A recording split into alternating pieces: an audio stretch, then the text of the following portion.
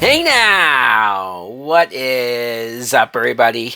My name is Mike Brown, aka Review King MB, and I just got done watching, thankfully in the comfort of my own home, courtesy of Amazon, the Roadhouse remake.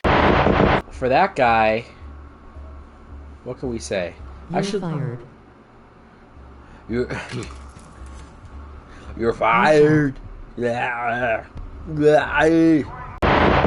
This is a 2024 film, and I know some people are saying, what the fuck? They remade Roadhouse. Now, maybe it's because I did not grow up on Roadhouse. I did not watch Roadhouse until very, very recent. My review, my first reactions on my channel. So I can't say that I'm angry or upset, but I did definitely find it perplexing of like, why? Because from the people that do love that movie, who did grow up on that film, they love it. They think it's perfect. They love the 80s flair and style that movie has. So to remake it, we all know the track record of films remake from that time period and done today with today's sensibilities and styles. But I probably was able to try to give it the biggest benefit of the doubt because of my detachment. This is directed by Doug Liman, who that's a name I feel like I haven't heard in a while. And it stars Jake Gyllenhaal as Dalton. So the same character that Patrick Swayze played, this time is played by Jake Gyllenhaal. And Jake Gyllenhaal, he's a likable guy. He is, just as an actor, as a person. But I like how he plays this character, his version of Dalton, where he is a nice guy, or he tries to be a nice guy. He tries to come up to you with a smile, and he tries to be like, hey, it doesn't have to be violent. It doesn't have to be antagonistic. We can be pals if you play your cards right. Of course, though, everybody fucks with him. Everybody says, fuck you, let's fight. And when you see how easily Jake Gyllenhaal can beat everyone's ass, you understand why he probably wanted to do this role. It's because he comes off so badass and so fucking awesome when it comes to fighting. I mean, whatever they did to make the fighting look so much more realistic this time around, because obviously you have certain films where you can kind of tell if someone's connecting, or you could tell that they're not sort of touching. Not that they have to really touch, but like if it's obvious, it's obvious. This one, if somebody got punched in the face, it looked like they legit got punched in the face. And it was just a really cool and different effect.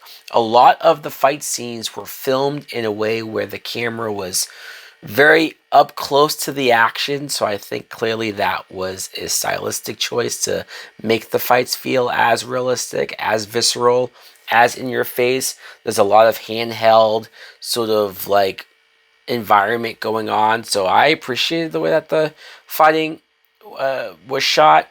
The character, in order to update this character, in order to make this feel like something that could happen today, they decided to make Dalton an ex-UFC fighter. Some people might hate that. I thought it made sense. I'm like, okay, yeah, sure. Not only does it make sense to explain how he has all of the skills that he has, but to also make it to where everyone knows who he is. Because he was on TV, or he was in a major sporting type fighting league, and you see that, man, this guy, something happened in his past where he's clearly trying to run away from. It was laid out and explained fairly well. Some of the other cast, we have Jessica Williams, who plays Frankie. She's the woman who hires Jake Gyllenhaal to work at her roadhouse, at her bar. And I liked her. I mean, what little we got of her, we probably could have got more of her. But what we had, I enjoyed. There was this younger, like, teenage girl that Jake Gyllenhaal befriends. She works with her dad at this like bookstore. She's played by Hannah Love Lanier. I liked her. She wasn't annoying. She wasn't like the annoying, sassy teenage girl. Like, she was just the nice girl who, if shit went down, like they weren't in a good neighborhood, In fact, the entire town was kind of a shit show, but she was willing to throw down. She had her own bat. Daniela Melchior, I completely probably butchered her last name, and I apologize. She played Ellie. I like her. I remember seeing her in The Suicide Squad, and I think she's in a couple other films I've seen. She's a good actress, but I liked how she plays the doctor at the hospital. So initially, she's antagonistic to Jake Gyllenhaal because he's sending people to the hospital, right? He's the one hurting them. But she quickly, obviously, falls for him. And I thought the romance was going to feel forced, but there's just something about her. Maybe I'm just very attracted to her that I just thought, like, well, yeah, obviously Jake Gyllenhaal is going to try to pursue her. It makes complete sense.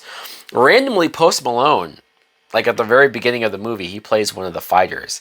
And like, I'm not saying he was bad, Post Malone, but like I recognized him and I know who he is, so it just took me out for a second.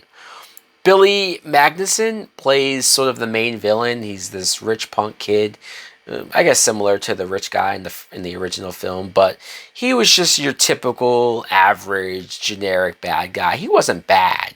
He just sort of filled the role of playing the typical rich prick.